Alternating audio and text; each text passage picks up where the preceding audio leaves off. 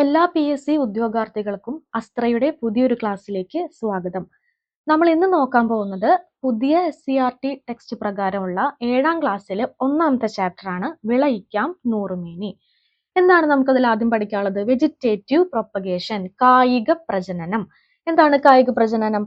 സസ്യങ്ങളുടെ വേര്, തണ്ട്, ഇല തുടങ്ങിയ ഭാഗങ്ങളിൽ നിന്ന് പുതിയ തൈച്ചെടികൾ ഉണ്ടാകുന്ന രീതിയാണ് കായിക പ്രജനനം. അപ്പൊ വിത്ത് വഴിയല്ല, വേര്, തണ്ട്, ഇല വഴി പുതിയ തൈച്ചെടികൾ ഉണ്ടാക്കുന്ന രീതി. അപ്പൊ വിത്ത് വഴി അല്ലാത്തതുകൊണ്ട് തന്നെ നമുക്ക് എന്ത് പറയാം? ഇതൊരു തരം അലൈംഗിക പ്രത്യുൽപാദനമാണെന്ന് പറയാം. 3 തരത്തിലുള്ള കായിക പ്രജനന രീതികളാണുള്ളത്: പതിവയ്ക്കൽ, കമ്പൊട്ടിക്കൽ, മുകുളമൊട്ടിക്കൽ. അപ്പൊ എന്താണ് കായിക പ്രജനനം അല്ലെങ്കിൽ വെജിറ്റേറ്റീവ് പ്രൊപ്പഗേഷൻ? വേര്, തണ്ട്, ഇല തുടങ്ങിയ ഭാഗങ്ങളിൽ നിന്ന് പുതിയ തൈച്ചെടി ഉണ്ടാക്കുന്നു. ഇതൊരു അലൈംഗിക പ്രത്യുൽപാദനമാണ്. പതിവയ്ക്കൽ, കമ്പൊട്ടിക്കൽ, മുകുളമൊട്ടിക്കൽ. ഏതൊക്കെയാണ്? പതിവയ്ക്കൽ, കമ്പൊട്ടിക്കൽ, മുകുളമൊട്ടിക്കൽ എന്നിവയാണ് സസ്യങ്ങളിലെ വ്യത്യസ്ത കായിക പ്രജനന രീതികൾ. ഇത് നോക്കൂ, തണ്ട് വഴി, ഇല വഴി, വേര് വഴി പുതിയ സസ്യങ്ങൾ ഉണ്ടാക്കാൻ കഴിയുന്ന സസ്യങ്ങളുടെ ലിസ്റ്റ് ആണ് കൊടുത്തിരിക്കുന്നത്. അപ്പൊ അത് നിങ്ങളൊന്ന് വായിച്ചു നോക്കുക കേട്ടോ. ലൈംഗിക പ്രത്യുൽപാദനം. വിത്തിൽ നിന്ന് പുതിയ തൈച്ചെടികൾ ഉണ്ടാക്കുന്ന രീതിയാണ് ലൈംഗിക പ്രത്യുൽപാദനം. വിത്ത് പാകി മുളപ്പിക്കൽ ഫലപ്രദമായ സസ്യങ്ങൾക്ക് ഉദാഹരണങ്ങളാണ് വെണ്ട, പയർ, വെള്ളരി, തെങ്ങ്, ചീര, പ്ലാവ്, മഹാഗണി. അപ്പൊ വിത്ത് വഴിയാണ് പുതിയ തൈച്ചെടി ഉണ്ടാകുന്നതെങ്കിൽ നമ്മളതിനെ ലൈംഗിക പ്രത്യുൽപാദനം, സെക്ഷൽ റീപ്രൊഡക്ഷൻ എന്നും, വിത്തല്ലാതെ തണ്ട്, ഇല, വേര് എന്നിവയിൽ നിന്നൊക്കെയാണെന്നുണ്ടെങ്കിൽ നമ്മൾ കായിക പ്രജനനം എന്നും പറയുന്നു. എന്തൊക്കെയാണ് പതിവയ്ക്കൽ? കായിക പ്രജനന രീതി 3 തരത്തിലുണ്ടെന്ന് പറഞ്ഞില്ലേ? പതിവയ്ക്കൽ, കൊമ്പൊട്ടിക്കൽ, മുകുളമൊട്ടിക്കൽ ഉണ്ടെന്ന് പറഞ്ഞില്ലേ? അതെന്തൊക്കെയാന്ന് നമുക്ക് സെപ്പറേറ്റ് പഠിക്കാനുണ്ട്, നോക്കാം. പതിവയ്ക്കൽ. മാതൃസസ്യത്തിന്റെ കമ്പുകളിൽ വേര് മുളപ്പിച്ച ശേഷം ആ ഭാഗം മുറിച്ചു നട്ട് പുതിയ തൈകൾ ഉണ്ടാക്കുന്ന രീതിയാണ് പതിവയ്ക്കൽ. എന്താണ്? മാതൃസസ്യത്തിന്റെ കമ്പുകളിൽ വേര് മുളപ്പിക്കുക. ചെറിയ ഭാഗം കീറിയിട്ട് അവിടെ വേര് മുളപ്പിച്ചിട്ട് ആ ഭാഗം മുറിച്ചു നട്ട് പുതിയ തൈകൾ ഉണ്ടാക്കുന്ന രീതിയാണ് പതിവയ്ക്കൽ. 2 തരം പതിവയ്ക്കൽ ഉണ്ട്. ടെക്സ്റ്റ് ബുക്കിൽ പറയുന്നുണ്ട്: വായുവിൽ പതിവയ്ക്കലും നാഗപതിവയ്ക്കലും. ഇത് പുതിയൊരു കണ്ടന്റ് ആണ്. വായുവിൽ പതിവയ്ക്കലും നാഗപതിവയ്ക്കലും. അപ്പൊ നമുക്ക് നോക്കാം എന്താണ് വായുവിൽ പതിവയ്ക്കൽ. ഘട്ടം 1: മാതൃസസ്യത്തിൽ നിന്ന് പെൻസിൽ വണ്ണമുള്ള ഒരു കമ്പ് തിരഞ്ഞെടുക്കണം. പ്രധാന തടിയിൽ നിന്നുള്ളതാണ് കൂടുതൽ നല്ലത്. ഈ കമ്പിൽ 2 പർവ്വങ്ങൾക്ക് ഇടയിലുള്ള തൊലി 2-3 സെന്റിമീറ്റർ നീളത്തിൽ വളയാകൃതിയിൽ ചെത്തിമാറ്റണം. അതാണ് ഘട്ടം 1. എന്താണ് ഘട്ടം 2? ചകിരിച്ചോറ്, മണ്ണ്, ചാണകപ്പൊടി എന്നിവ ചേർത്ത മിശ്രിതം ചെറിയ നനവോടെ ഈ ഭാഗത്ത് വച്ച ശേഷം ഒരു പോളിത്തീൻ കവർ ഉപയോഗിച്ച് പൊതിഞ്ഞു കെട്ടുക. ആവശ്യമെങ്കിൽ ഇടയ്ക്ക് നനയ്ക്കാം. എന്താണ് ഘട്ടം 3? 2 മാസത്തിനകം പതിവച്ച ഭാഗത്ത് ധാരാളം വേരുകൾ ഉണ്ടാകും. വേരുമുളച്ച കമ്പ് പതിവച്ചതിനു താഴെ മുറിച്ചെടുത്ത് ചെടിച്ചട്ടിയിലോ ഗ്രോ ബാഗിലോ നടാവുന്നതാണ്. വളർന്നു തുടങ്ങിയാൽ മണ്ണിലേക്ക് മാറ്റി നടാം. അടുത്തത് നാഗപതിവയ്ക്കൽ, സർപ്പന്റൈൻ ലയറിംഗ്. എന്താണ്? കുരുമുളക് പോലുള്ള ചെടികൾ, അതായത് നീണ്ടു കിടക്കുന്ന കുരുമുളക് പോലുള്ള ചെടികളുടെ നീളമുള്ള ശാഖകൾ മണ്ണിനടിയിലേക്ക് വളച്ചു വെച്ച് പല ഭാഗങ്ങളിൽ ഇടവിട്ട് മണ്ണിട്ട് മൂടി പതിവയ്ക്കാം. അതായത് പല ഭാഗങ്ങളിലായിട്ട് മണ്ണിലോട്ട് ഇങ്ങനെ നമ്മൾ വെച്ചിട്ട് പല പല ഭാഗങ്ങളിൽ മണ്ണിട്ട് മൂടിയിട്ട് ഒന്നിൽ കൂടുതൽ എന്തുണ്ടാക്കാം? വേര് മുളപ്പിച്ച് ഒന്നിൽ കൂടുതൽ തൈകൾ ഉണ്ടാക്കാം. അതാണ് നാഗപതിവയ്ക്കൽ. അപ്പൊ വായുവിൽ പതിവയ്ക്കലും നാഗപതിവയ്ക്കലും തമ്മിൽ വ്യത്യാസം എന്താ? വായുവിൽ പതിവയ്ക്കുമ്പോൾ ഒറ്റ കൊമ്പിലാണ് നടക്കുന്നത്. മറ്റേതോ നാഗപതിവയ്ക്കലോ അതൊരു കനം കുറഞ്ഞ ശാഖ നമ്മൾ മണ്ണിലോട്ട് വെച്ചിട്ട് പല പല ഭാഗങ്ങളിൽ വേര് മുളപ്പിച്ചിട്ട് ഒന്നിൽ കൂടുതൽ തൈകൾ നമ്മൾ ഉണ്ടാക്കിയെടുക്കുന്നു. ഇതാണ് എന്ത്? നാഗപതിവയ്ക്കൽ. ഈ രീതിയിൽ ഒരേ സമയം ഒന്നിലധികം തൈകൾ ഉണ്ടാക്കാൻ പറ്റുന്നതാണ് നാഗപതിവയ്ക്കൽ. ഇനി നോക്കൂ, അതിന്റെ എക്സാമ്പിൾ നോക്കൂ. വായുവിൽ പതിവയ്ക്കൽ: പേര, കശുമാവ്, സപ്പോട്ട, റോസ്, ചാമ്പ, അത്തി, ബദാം. ഇനി നാഗപതിവയ്ക്കൽ ഏതാ? മെയിനായിട്ട് ഓർത്തിരിക്കേണ്ടത് കുരുമുളക്, പിന്നെ മുല്ല, പിച്ചി, മുന്തിരി, ജമന്തി, വെറ്റില, ബോഗൺവില്ല. ഇത്രയും ഒന്ന് ഓർത്തു വെച്ചാൽ മതി. പതിവയ്ക്കൽ 2 മനസ്സിലായി എന്ന് വിചാരിക്കുന്നു. 2 എണ്ണാണുള്ളത്: വായുവിൽ പതിവയ്ക്കലും നാഗപതിവയ്ക്കലും. പതിവച്ചുണ്ടാകുന്ന സസ്യങ്ങളുടെ ചില സവിശേഷതകൾ നോക്കാം. അതിൽ ആദ്യത്തെ 2 ഇത് ഗുണവും ബാക്കി 3 അതിന്റെ ഡീമെറിറ്റ്സ് ആണ്. അപ്പൊ എന്താ നമുക്ക് നോക്കാം. മാതൃസസ്യത്തിന്റെ ഗുണങ്ങൾ ഉണ്ടാവും. പതിവച്ചുണ്ടാകുന്നതിന് മാതൃസസ്യത്തിന്റെ ഗുണം ഉണ്ടായിരിക്കും. വേഗത്തിൽ പൂക്കുകയും കായ്ക്കുകയും ചെയ്യും. 2 ഗുണങ്ങളാ. പക്ഷെ എന്താ ദോഷങ്ങള്? ചെടിയുടെ വലിപ്പവും ആയുർദൈർഘ്യവും കുറവായിരിക്കും. കൂടുതൽ പരിചരണം ആവശ്യമാണ്. തായ് വേരുപടലം ഉണ്ടായിരിക്കില്ല. എന്താണ് തായ് വേരുപടലം? അതായത് മണ്ണിലേക്ക് ഇങ്ങനെ നേരെ പെർപെൻഡിക്കുലർ ആയിട്ട് ഒരു വേര് വന്നിട്ട് അതിൽ നിന്നും ശാഖകളുള്ള പിക്ചറിൽ കാണുന്ന ഫസ്റ്റ് പിക്ചർ നോക്കുക. ഒരു നേരെ താഴോട്ട് ഒരു വേര് വന്നിട്ട് അതിൽ നിന്നും ശാഖകൾ പോകുന്നതിനെയാണ് തായ് വേര് പടലം എന്ന് പറയാ. മറ്റേത് കണ്ടോ, നേരെ കുത്തനെ ഒരു വേരില്ല അതിനെ. അപ്പൊ അതിന്റെ സ്ട്രെങ്ത് കുറവായിരിക്കും, മണ്ണിൽ പിടിച്ച് നിൽക്കാനുള്ള ഒരു സ്ട്രെങ്ത് കുറവായിരിക്കും. അപ്പൊ തായ് വേര് പടലം ആർക്ക് ഉണ്ടായിരിക്കില്ല? ഇങ്ങനെ നമ്മൾ പതിവെച്ചുണ്ടാകുന്ന സസ്യങ്ങൾക്ക് ഉണ്ടായിരിക്കില്ല. അപ്പൊ മാതൃസസ്യത്തിന്റെ ഗുണം ഉണ്ടായിരിക്കും, പെട്ടെന്ന് പൂക്കും കായ്ക്കും, പക്ഷെ ആയുർദൈർഘ്യം കുറവായിരിക്കും, വലിപ്പം കുറവായിരിക്കും, കൂടുതൽ പരിചരണം വേണം. തായ് വേര് പടലം എന്തുണ്ടാവില്ല? ടാപ്പ് റൂട്ട് സിസ്റ്റം ഇതിനെ ഉണ്ടായിരിക്കില്ല.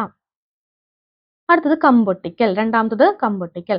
ഗുണമേന്മയുള്ള ഒരു സസ്യത്തിന്റെ കമ്പ് അതേ വർഗത്തിൽപ്പെട്ട വേരോട് കൂടിയ മറ്റൊരു സസ്യത്തിൽ ഒട്ടിച്ചു ചേർത്ത് മികച്ച ഇനം തൈ ഉൽപ്പാദിപ്പിക്കുന്ന രീതിയാണ് കമ്പൊട്ടിക്കൽ.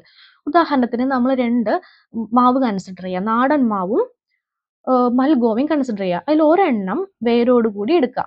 ഈ വേരോട് കൂടി എടുക്കുന്ന ചെടിക്ക് നമ്മൾ സ്റ്റോക്ക് എന്നാണ് പറയുക. വേരോട് കൂടി എടുക്കുന്നതിനെ സ്റ്റോക്ക് എന്നും ഒട്ടിച്ച് ചേർക്കുന്നതിന് എന്ത് വിളിക്കും? സയൺ എന്നും വിളിക്കും.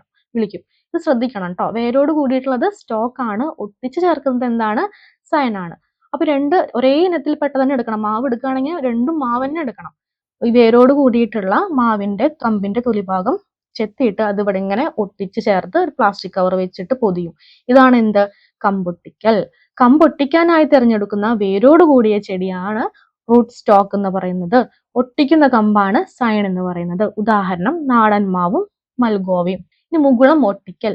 ഗുണമേന്മയുള്ള ഒരു സസ്യത്തിന്റെ മുകുളാണ് എടുക്കുന്നത്. ഇവിടെ കമ്പിന് പകരം മുകുൾ എടുത്തിട്ട് അതേ വർഗത്തിൽപ്പെട്ട വേരോട് കൂടിയ മറ്റൊരു സസ്യത്തിൽ ഒട്ടിച്ചു ചേർത്ത് മികച്ച നടീൽ വസ്തു, അതായത് മികച്ച പുതിയൊരു സസ്യം ഉണ്ടാക്കുന്ന രീതിയാണ് മുകുളം ഒട്ടിക്കൽ. ഉദാഹരണം റോസാപ്പൂ. ഇതിന്റെ ഘട്ടങ്ങൾ നമുക്ക് നോക്കാം. നല്ല ഇനം പ്ലാവിന്റെ ശിഖരത്തിൽ നിന്ന് മുകുളം തൊലിയോടുകൂടി ചെത്തിയെടുക്കുക. ഇതാണ് സയൺ. ഘട്ടം 2, ചട്ടിയിലോ ഗ്രോ ബാഗിലോ വളർത്തിയ നാടൻ ഇനത്തിൽപ്പെട്ട പ്ലാവിൻ തൈയിൽ നിന്ന് മുകുളം ഒട്ടിക്കാനുള്ള സ്ഥലത്തെ പുറംതൊലി ചെത്തി മാറ്റുക. ഘട്ടം 3, റൂട്ട് സ്റ്റോക്കിൽ തൊലി നീക്കിയ ഭാഗത്ത് സയൺ വെച്ച് മുകുളം പുറത്തു കാണുന്ന വിധം പോളിത്തീൻ ടാപ്പ് കൊണ്ട് പൊതിഞ്ഞു കെട്ടുക. ഘട്ടം 4, മുകുളം നന്നായി വളരാൻ തുടങ്ങിയാൽ സ്റ്റോക്കിന്റെ മുകൾ ഭാഗം മുറിച്ചു മാറ്റുക. മുകുളം വളർന്നതിന് ശേഷം ഈ തൈ പറമ്പിലേക്ക് മാറ്റി നടാം. ഇതാണ് മുകുളം ഒട്ടിക്കല്. ഒന്നും സ്റ്റെപ്പുകളൊന്നും കാണാതെ പഠിക്കേണ്ട, ജസ്റ്റ് ഞാനത് പറഞ്ഞു എന്നേ ഉള്ളൂ കേട്ടോ. എന്താണ് വർഗസങ്കരണം? ഒരേ വർഗത്തിൽപ്പെട്ടതും വ്യത്യസ്ത ഗുണമുള്ളതുമായ 2 ചെടികൾ, ഒരേ വർഗത്തിൽപ്പെട്ടതായിരിക്കണം, വ്യത്യസ്ത ഗുണമുള്ള 2 ചെടികൾ തമ്മിൽ കൃത്രിമ പരാഗണം നടത്തി രണ്ടിന്റെയും ഗുണങ്ങൾ ചേർന്ന പുതിയ വിത്തുകൾ ഉൽപ്പാദിപ്പിക്കുന്ന രീതിയാണ് വർഗസങ്കരണം. അപ്പൊ എന്താണ്? ഒരേ വർഗത്തിൽപ്പെട്ടതും വ്യത്യസ്ത ഗുണമുള്ളതിനെ തമ്മിൽ കൃത്രിമ പരാഗണം നടത്തും. എന്നിട്ട് രണ്ടിന്റെയും ഗുണമുള്ള പുതിയ വിത്തുകൾ ഉൽപ്പാദിപ്പിക്കുന്ന രീതിയാണ് വർഗസങ്കരണം. ഇങ്ങനെ ഉണ്ടാക്കുന്ന വിത്തുകളിൽ നിന്ന് ഗുണമേന്മയുള്ള വിത്തുകൾ തിരഞ്ഞെടുക്കുന്നു. ഇങ്ങനെ ഉണ്ടാക്കുമ്പോൾ നമ്മൾ മിക്സ് ചെയ്യുമ്പോൾ ചിലതിന് ഗുണമില്ലാത്തതുണ്ടാവാം, ഗുണമുള്ളതുണ്ടായിരിക്കും. ഇതിൽ നിന്ന് ഗുണമുള്ളത് നമ്മൾ തിരഞ്ഞെടുക്കുന്നു. ഇവയാണ് സങ്കര ഇനം വിത്തുകൾ. അപ്പൊ നമ്മൾ കൃത്രിമ പരാഗണത്തെ പറ്റി പറഞ്ഞില്ലേ?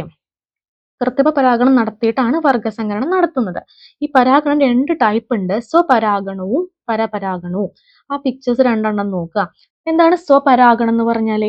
ഒരു പൂവിൽ നിന്നുള്ള പൂമ്പൊടി അതേ പൂവിന്റെയോ അതേ സസ്യത്തിലെ മറ്റു പൂക്കളുടെയോ വർത്തികാഗ്രത്തിൽ പതിച്ച് പരാഗണം നടക്കുന്ന പ്രക്രിയ. എന്ന് വെച്ചാല് ഒരു സസ്യത്തിലെ 2 പൂക്കള്, അതിലെ ഒരു പൂവിൽ നിന്ന് പൂമ്പൊടി, അതായത് പൂമ്പൊടിനെ പറയുന്ന പേരാണ് പരാഗരേണുക്കൾ.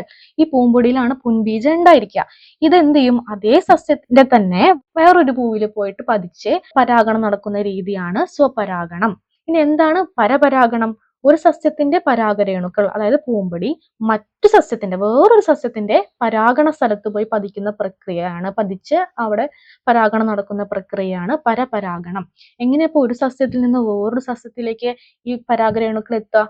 കാറ്റ് വഴി എത്താം, അല്ലെങ്കിൽ പ്രാണികൾ വഴി, പൂമ്പാറ്റ വഴിയൊക്കെ എത്താം. സ്വപരാഗണം എന്ന് പറഞ്ഞാൽ ഒരേ സസ്യത്തിൽ തന്നെ നടക്കുന്നതാണ്. പരപരാഗണം എന്ന് പറഞ്ഞു കഴിഞ്ഞാൽ 2 വ്യത്യസ്ത സസ്യങ്ങളിൽ നടക്കുന്നതാണ്. ഇനി കൃത്രിമ പരാഗണം. എന്താണ് കൃത്രിമ പരാഗണം? ആർട്ടിഫിഷ്യൽ പൊളിനേഷൻ എങ്ങനെ നടക്കും?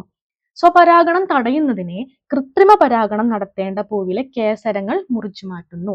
ഒരു പൂവ് എടുക്കുകയാണെന്നുണ്ടെങ്കിൽ ഒരു പൂവിലെ ആൺലിംഗാവയവം ഉണ്ടായിരിക്കും, പെൺലിംഗാവയവം ഉണ്ടായിരിക്കും.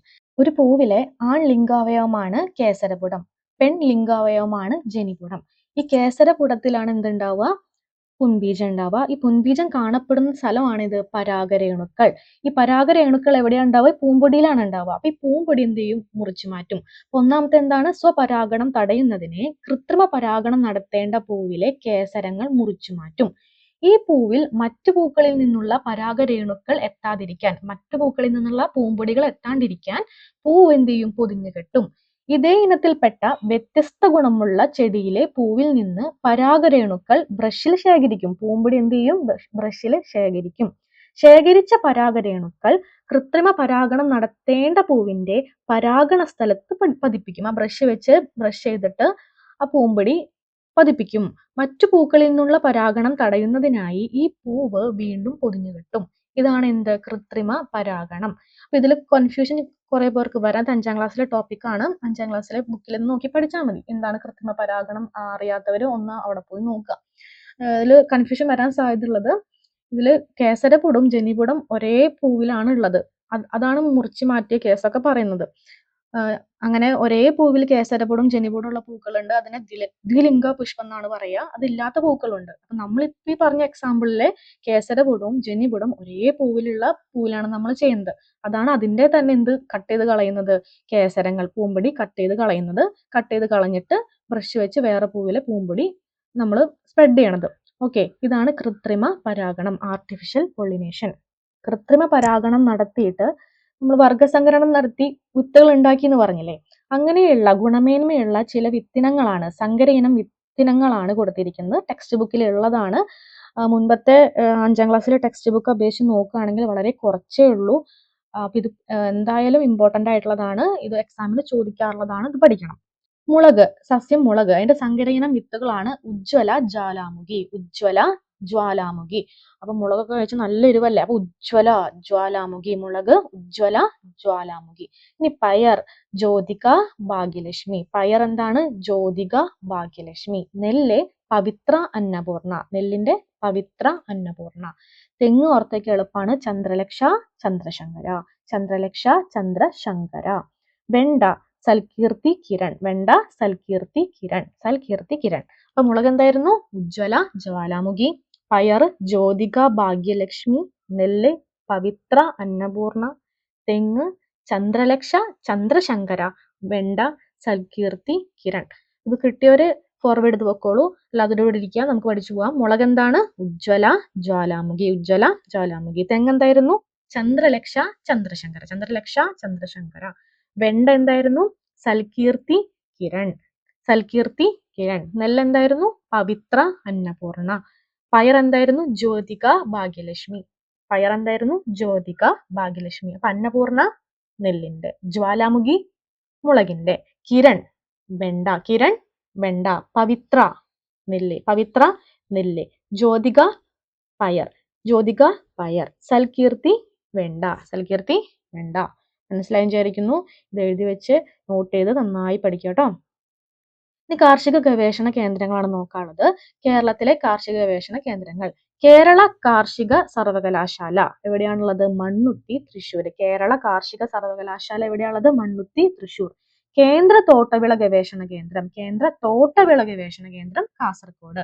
അപ്പൊ കേരള കാർഷിക സർവകലാശാല മണ്ണുത്തി, തൃശ്ശൂരാണ്. എന്താണ് അവിടെ നടക്കുന്നത്? വിവിധ ഇനം വിളകൾ, മൃഗങ്ങൾ, പക്ഷികൾ മുതലായവയെ കുറിച്ചുള്ള ഗവേഷണങ്ങളും വിജ്ഞാന വ്യാപന പരിപാടികളുമാണ് മുഖ്യ പ്രവർത്തനങ്ങൾ. ഇതൊക്കെ ഞാൻ വെറുതെ വായിക്കുന്നേ ഉള്ളൂ. ജസ്റ്റ് ഇന്ന് സ്ഥലം എന്താണെന്നുള്ളത് മനസ്സിലാക്കിയാൽ മതി. കേരള കാർഷിക സർവകലാശാല എവിടെയാണ്? മണ്ണുത്തി, തൃശ്ശൂർ. തോട്ടവിള എവിടെയാണ്? കാസർഗോഡ്.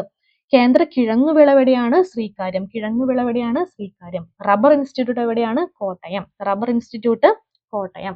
അപ്പൊ കാർഷിക സർവകലാശാല തൃശ്ശൂര്, മണ്ണുത്തി. തോട്ടവിള ഗവേഷണ കേന്ദ്രം കാസർഗോഡ്. കിഴങ്ങുവിള ഗവേഷണ കേന്ദ്രം, കേന്ദ്ര കിഴങ്ങുവിള ഗവേഷണ കേന്ദ്രം Sreekaryam, Thiruvananthapuram. Rubber research institute Kottayam. ഇനി വളങ്ങൾ. ജൈവവളമുണ്ട്, രാസവളമുണ്ട്. ജൈവവളം നമുക്കറിയാം, ചാണകം, കോഴിക്കാഷ്ടം, കമ്പോസ്റ്റ്, എല്ലുപൊടി, ഇതൊക്കെയാണ് ജൈവവളങ്ങൾ. രാസവളങ്ങൾ രാസവസ്തുക്കൾ ഉപയോഗിച്ചുണ്ടാക്കുന്നതാണ്. എക്സാമ്പിൾ ഏതൊക്കെയാണ്? യൂറിയ, NPK വളം. PK എന്ന് പറയുമ്പോൾ നൈട്രജൻ, പൊട്ടാസ്യം, ഫോസ്ഫറസ്, അതാണ് NPK. Super phosphate. Urea, NPK വളം, സൂപ്പർ ഫോസ്ഫേറ്റ്. ഇതല്ലാണ്ട് ജീവാണു വളം പറഞ്ഞിട്ടൊരു വളമുണ്ട്. ടെക്സ്റ്റ് ബുക്കിൽ പറയുന്നതാണ്. സൂക്ഷ്മജീവികളെ ഉപയോഗപ്പെടുത്തിയുള്ള വളപ്രയോഗ രീതിയാണ് ജീവാണു വളപ്രയോഗം. സ്യൂഡോമോണസ്, അസോസ്പൈറില്ലം എന്നിവ ജീവാണുവളങ്ങൾക്ക് ഉദാഹരണമാണ്. ഏതൊക്കെയാണ്? Pseudomonas, Azospirillum. സ്യൂഡോമോണസ്, അസോസ്പൈറില്ലം ഇതൊക്കെ എന്താണ്? ജീവാണുവളത്തിന് എക്സാമ്പിൾ ആണ്. ഇനി ജൈവവളം രാസവളം തമ്മിലുള്ള ഒരു എക്സാമ്പിൾ വ്യത്യാസമാണ് പറയുന്നത്. നോക്കി വയ്ക്കാനേ ഉള്ളൂ. ജൈവവളം ജൈവവസ്തുക്കളിൽ നിന്ന് ലഭിക്കുന്നു. രാസവളം രാസവസ്തുക്കൾ ഉപയോഗിച്ച് വ്യാവസായികമായിട്ട് നിർമ്മിക്കുന്നു. കൂടുതൽ അളവിൽ വേണ്ടിവരും എന്ത്? ജൈവവളങ്ങൾ. പക്ഷെ രാസവളങ്ങൾ കുറഞ്ഞ അളവിൽ മതി. ജൈവവളങ്ങൾ എന്തിനു ദോഷമല്ല? മണ്ണിന് ദോഷമല്ല. പക്ഷെ അമിതമായ ഉപയോഗം മണ്ണിന്റെ ഘടനയെ തന്നെ നശിപ്പിക്കും. രാസവളം ഉപയോഗിക്കുകയാണെങ്കിൽ മണ്ണിന്റെ ഘടനയെ തന്നെ നശിപ്പിക്കും. ഒരു നിശ്ചിത ഘടകം മാത്രമായിട്ട് ജൈവവളത്തിലൂടെ നമുക്ക് നൽകാൻ കഴിയില്ല. അതായത് നൈട്രജൻ മാത്രം കൊടുക്കുക അല്ലെങ്കിൽ പൊട്ടാസ്യം മാത്രം കൊടുക്കുക, അങ്ങനെ കഴിയില്ല.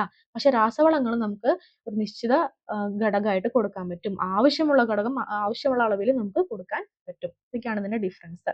ഇനി കീടനിയന്ത്രണ മാർഗങ്ങൾ 3 മാർഗങ്ങളാണുള്ളത്. ജൈവ നിയന്ത്രണം, യാന്ത്രിക നിയന്ത്രണം, കീടനാശിനികൾ. അതിൽ കീടനാശിനി 2 ടൈപ്പ് ഉണ്ട്. രാസകീടനാശിനിയും ജൈവ കീടനാശിനിയും. എന്താ നോക്കാം. ജൈവ നിയന്ത്രണം എന്ന് പറഞ്ഞാല് വട്ടച്ചാഴി, അഥവാ പിക്ചറിൽ കണ്ടില്ലേ, ലേഡി ബഗ് എന്ന് പറയാം. ഒരു ഷഡ്പദാണ്. ഇത് ചെടികളിൽ വളരുന്ന പല കീടങ്ങളെയും തിന്നു നശിപ്പിക്കുന്നു. ഇത്തരത്തിലുള്ള മറ്റൊരു മിത്ര കീടമാണ് ട്രൈക്കോഗ്രാമ. എന്താണ്? ട്രൈക്കോഗ്രാമ. ഇതുപോലെ തവള, അരണ, ഊന്ത്, വണ്ട് തുടങ്ങിയ ജീവികൾ വിളകളെ ബാധിക്കുന്ന കീടങ്ങളെ തിന്നു നശിപ്പിക്കുന്നു. ഇത്തരം കീടനിയന്ത്രണമാണ് ജൈവ നിയന്ത്രണം. അതായത് പ്രാണികള്, തവള, അരണ, ഊന്ത്, വണ്ട് ഇങ്ങനെയുള്ള ജീവികള് ഈ പറയുന്ന കീടങ്ങളെ തിന്നു നശിപ്പിക്കുന്ന രീതിയാണ് ജൈവ നിയന്ത്രണം എന്ന് പറയുന്നത്. കീടനാശിനികൾ പ്രയോഗിക്കുമ്പോൾ കീടങ്ങളോടൊപ്പം മിത്ര കീടങ്ങൾ നശിക്കുന്നു. അതൊന്നുമില്ല, മനസ്സിലായെന്ന് പ്രതീക്ഷിക്കുന്നു. യാന്ത്രിക നിയന്ത്രണം. കെണികൾ ഉപയോഗിച്ചോ കൈകൊണ്ട് പെറുക്കി മാറ്റിയോ കീടങ്ങളെ നിയന്ത്രിക്കുന്ന രീതിയാണ് യാന്ത്രിക നിയന്ത്രണം. ഇതിനായി ഉപയോഗിക്കുന്ന ഒരിനം കെണിയാണ് ഫെറമോൺ കെണി. ഇത് മാർക്കറ്റിൽ ലഭ്യമാണ്. ഓക്കെ. അതുപോലെ തന്നെ നമ്മൾ പച്ചക്കറിയിൽ വരുന്ന ഒരു തരം മഞ്ഞ ഈച്ച പോലെയുള്ളതില്ലേ, അതിനെ നമ്മൾ എന്ത് ചെയ്യും? തുളസി വെച്ച് കഴിഞ്ഞാൽ അതിന്റെ തുളസിയുടെ സ്മെല്ല് എടുത്തിട്ട് ഈ പ്രാണികൾ വരും. അങ്ങനെ കെണി വെച്ച് നമുക്ക് ഈ പറയുന്ന ഈച്ചകളെ നമുക്ക് പിടിക്കാൻ പറ്റും. ഇതാണ് യാന്ത്രിക നിയന്ത്രണം. ഒന്നെങ്കിൽ കൈകൊണ്ട് പെറുക്കിയെടുത്ത് കളയുക, അല്ലെങ്കിൽ കെണി വെച്ച് പിടിക്കുക. അതാണ് യാന്ത്രിക നിയന്ത്രണം. ഇനി രാസകീടനാശിനികൾ എന്താണ്? രാസവസ്തുക്കൾ ഉപയോഗിച്ച് നിർമ്മിച്ച കീടനാശിനികൾ. ജൈവ കീടനാശിനി എന്താണ്? രാസ കീടനാശിനികളെ അപേക്ഷിച്ചിട്ട് ദോഷം കുറഞ്ഞവയാണ് ജൈവ കീടനാശിനി. എക്സാമ്പിൾ നമ്മൾ നോക്കണം. പുകയില കഷായം, വേപ്പെണ്ണ എമൾഷൻ, വെളുത്തുള്ളി, കാന്താരി മിശ്രിതം. ഓക്കെ. ഇത് ഇമ്പോർട്ടന്റ് ആണ്. കാർഷിക സംരംഭങ്ങൾ ഇത് എന്തായാലും പഠിച്ചിരിക്കണം. എക്സാമിന് ഒരുപാട് തവണ ചോദിക്കുന്നതാണ്. പിസികൾച്ചർ മത്സ്യകൃഷി. പിസികൾച്ചർ മത്സ്യകൃഷി. സെറികൾച്ചർ പട്ടുനൂൽ പുഴു വളർത്തൽ. ഫ്ലോറികൾച്ചർ പുഷ്പകൃഷി. അപ്പൊ പിസികൾച്ചർ എന്താണ്? മത്സ്യകൃഷി. സെറികൾച്ചർ എന്താണ്? പട്ടുനൂൽ പുഴു. ഫ്ലോറികൾച്ചർ ഫ്ലവർ എന്ന് ആലോചിക്കുക. ഫ്ലോറികൾച്ചർ പുഷ്പം. ഇനി livestock farming. Livestock farming കന്നുകാലി വളർത്തൽ. ലൈഫ് സ്റ്റോക്ക് മാർക്കിംഗ് കന്നുകാലി വളർത്തൽ. പോൾട്രി ഫാമിംഗ് കോഴിക്കൃഷി. മഷ്റൂം കൾച്ചർ കൂൺ കൃഷി. പക്ഷെ ക്യൂണിക്കൾച്ചർ എന്താണ്? മുയൽ വളർത്തലാണ് കേട്ടോ. മഷ്റൂം കൾച്ചർ ആണ് കൂൺ കൃഷി. ക്യൂണിക്കൾച്ചർ എന്ന് പറഞ്ഞാൽ മുയൽ വളർത്തലാണ്. എപ്പികൾച്ചർ എന്താണ്? തേനീച്ച വളർത്തൽ. എപ്പികൾച്ചർ തേനീച്ച വളർത്തൽ. അപ്പൊ ലൈഫ് സ്റ്റോക്ക് ഫാമിംഗ് എന്തായിരുന്നു? ലൈഫ് സ്റ്റോക്ക് ഫാമിംഗ് കന്നുകാലി. പോൾട്രി എന്തായിരുന്നു? കോഴിക്കൃഷി. ക്യൂണിക്കൾച്ചർ മുയൽ കൃഷി. എപ്പികൾച്ചർ തേനീച്ച വളർത്തൽ. സെറികൾച്ചർ എന്തായിരുന്നു? പട്ടുനൂൽ പുഴു. ഫ്ലോറികൾച്ചർ പുഷ്പകൃഷി. പിസികൾച്ചർ മത്സ്യം. പിസി മത്സ്യം.